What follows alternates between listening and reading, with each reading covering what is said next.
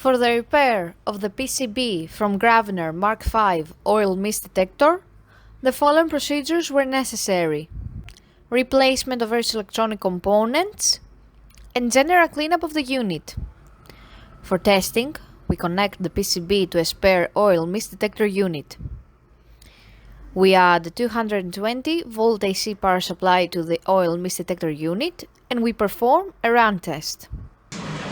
We can see on the LCD screen of the PCB that the unit reacts accordingly and scans all 8 samples successively.